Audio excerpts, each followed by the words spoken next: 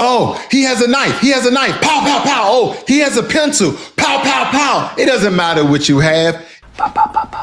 Anything and any object can be seen as a lethal weapon. Wait, there's more. Mourning the death of Corey Ruiz, a black man fatally shot during a violent encounter with police. The vigil coming only hours after a bizarre moment when city leaders tried to provide an update to the community about Ruiz's death. Because we don't want to hear anything you've been saying. A man spewing anti-Semitic and anti-capitalism views suddenly emerges from the audience and literally takes the microphone from the Madison police chief. The tense moment came as the city grapples with Ruiz's death, which is raising the searing questions of race and policing. ABC News reviewing multiple videos showing what took place. Police were responding to reports of a man checking the doors of parked cars Wednesday afternoon. Officers spotting him, but police say he took off on a bike. They catch up with him roughly a half hour later. Police say he pulled out a fixed blade knife. Officers trying to tase him, but police say they were unsuccessful. The struggle continues with the man ending up on the ground on his side. Then 3 shots fired. Ruiz pronounced dead at a local hospital. Part of the controversy, police in Madison typically do not wear body cameras. Pause. Already know what you're going to say. He pulled out a knife. 3 to 4 police officers during this whole incident. July 22nd, right around 1:30 in the afternoon, a man in his 30s was shot and killed by a Madison, Wisconsin police officer in the middle of an intersection in broad daylight on Williamson Street near the state capitol. Within hours, people were in the streets behind this murder, behind this death. And I know some people like, it's justified. He pulled out a knife. What kind of American are you? 4 police officers was on the scene during this entire incident. Now, the cause behind this, we'll get into it, right behind why they were even chasing this man, because he was checking cars to see if they was unlocked. Maybe he was going to rob or scavenge throughout the vehicle. Now, these people who was in outrage behind this incident, they marched on the Capitol grounds. They shut down a scheduled concert, and the whole thing was captured on video. So here's what we know that happened. Police said officers were responding to a call about a person checking the door handles of parked cars and stealing bicycles. They said when they tried to make contact, the man took off on a bike. I'm sorry, guy robbing cars on a bike. It's not funny that he lost his life behind this. Maybe he made some wrong decisions in life. But was his murder justified? Was this retaliatory? Was this self-defense? Did the police officer fear for their life? Or did that police officer fear for his life?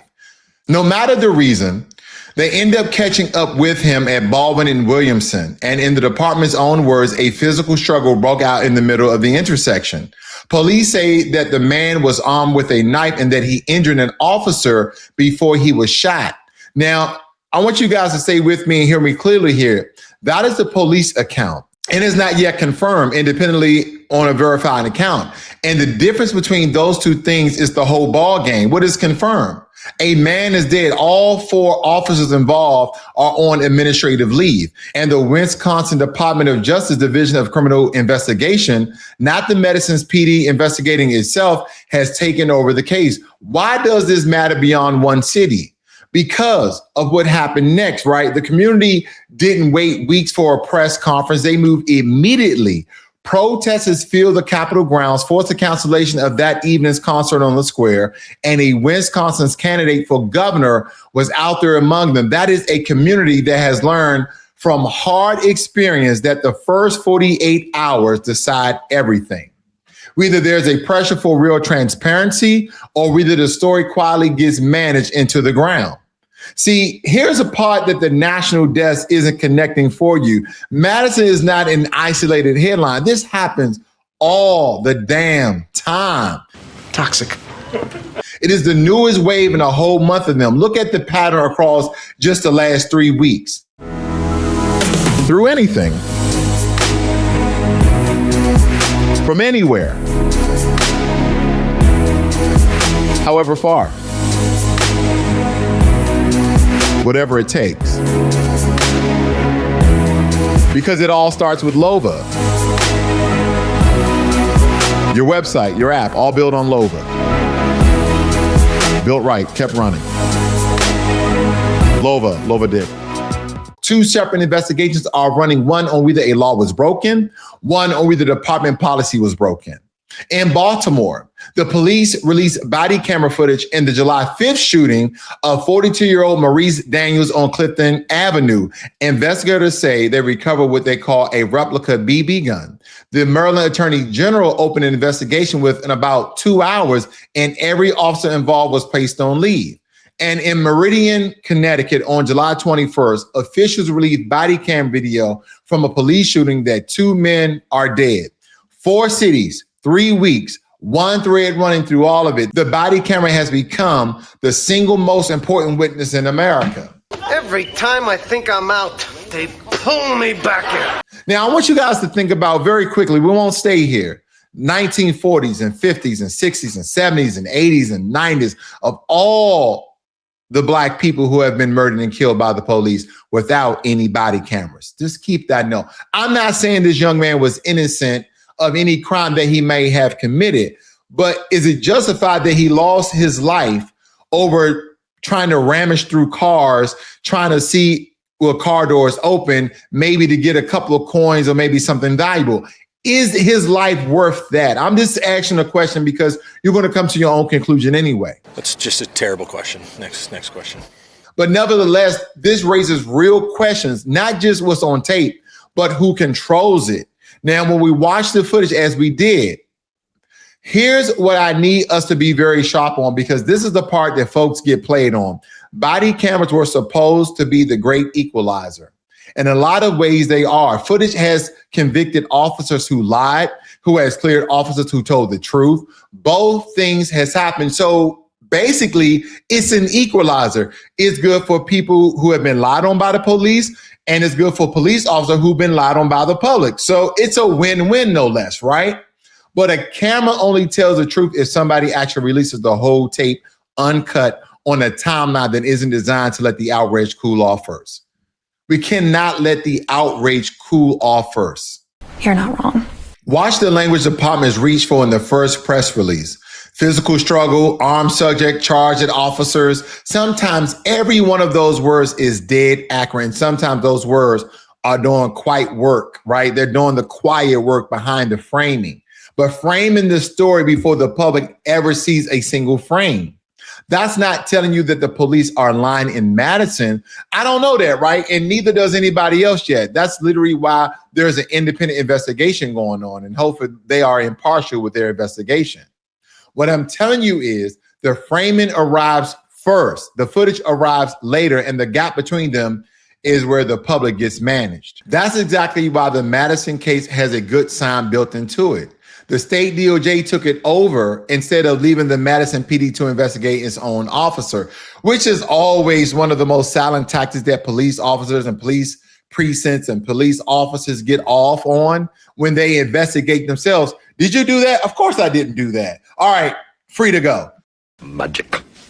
That independence is the whole difference between accountability and a cover story. Demand it every single time. This should be the process. This should be the framework from around the nation in every state in America. No police precinct, no police department should ever investigate themselves. It should always be a neutral third party that steps in that is very, very impartial. And I want you guys to look how the release timelines tell their own story across these particular cities. Baltimore put out footage in the Maurice Daniels case, and the attorney general involved within about 2 hours. Believe me, that's fast. And fast is a sign of confidence and transparency. Wilmington took from June 24th to July 16th to release 3 videos in the Kadar Skinner case, 3 weeks, and ran 2 separate investigations at once. Neither timeline tells you the verdict, but the speed and the structure tell you how seriously a jurisdiction takes the public's right to see the tape. So when footage comes out fast, complete, and handed to an independent investigators, that is a system that is expected to be trusted, right? 2 hours versus 3 weeks to a month. So when it dribbles out slow, cut into pieces on a Friday afternoon after the news cycles moved on. That is a system managing you. This is how they manage you. They didn't know people are not really paying attention to things on Friday, long week of work, you're in traffic, rush hour, we're trying to get home to the kids, to the family, to your couch, to a drink, whatever it may be to relax you after a long, hard week. So this is how they manage people. They don't put it out on a Tuesday at 10 a.m. where everybody is going to be alert and watch fresh in the week. No. See, we need to learn to read the release the way you read this incident. So what does this mean for us? It means the job has to change. For a generation, the fight was just to get the cameras. We won that fight. Cameras are everywhere now, except in Madison, no less. The new fight is over the tape. Who releases it, when, how much, and with what story attached to this camera that these officers didn't have, only the innocent bystanders that was video recording it. See, that's the next front. And if we're not paying attention to it, we'll have all the cameras in the world and still lose the narrative every single time. And notice something the coverage keeps bearing. These stories aren't only about race. The men in these cases don't all share a background, and the details differ city to city, but the system is the constant. The speed of transparency, the independence of the investigation, whether the family gets answer or gets a press release, that machinery does the outcome from everybody who ends up on the wrong end of it. We watch these closely because we know from our history who tends to end up there first. So let's be very practical here, because outrage without a plan is just noise, ladies and gentlemen. If you ever find yourself watching one of these stories break in your own city, here's what actually moves the needle. Number one, ask who is investigating. Is it a department look at its own officer or an independent state body? That single question predicts the outcome more than anything else. What the hell? Number two, ask for the timeline on the footage in writing and hold them to its public policies. Departments respond to a paper trail and a clock. And number three, get the victim's name and get the family connected to real support and real legal representation before the narrative hardens. And number four, know your own rights so that if you or somebody you love ever ends up in that intersection, you've got the knowledge before you need it, not the after. That's not being anti-police, by the way. That's being pro-truth. The officers who did their job right want the tape out just as bad as the family does. Now, here's a couple of questions, right? One, the Wisconsin DOJ released the officer's body camera footage. How fast? Two, is the man finally named and does his family get a real accounting? Three, does the physical struggle armed with a knife account hold up once independent investigators and not the department? Do they examine the tape? Wait, what? Those three questions will tell you everything about whether this is accountability or narrative management. Damn. I would try to give you guys an update this moment that there's a material development and not a second before, because rushing to a verdict before the evidence is exactly the trap we don't want to fall into on this particular channel. So here's a big picture out of all of this. Madison, Wilmington, Baltimore, Meridian, these stories may look separate, but they're connected by one thing: power. Who has the footage? Who controls when you see it? Who gets protected while the clock runs? And who pays the price? The camera was supposed to settle these questions, except in Madison, they didn't have them. Now the fight is over. Who gets to press play? And that's why we're going to keep watching, especially the cases that the national media films once and then forgets it ever happened. So drop your thoughts in the comment section below. Hit the like button, subscribe to the channel, and share this with somebody who needs the truth behind the headline. Because on this platform, we don't just perform outrage, we diagnose the power.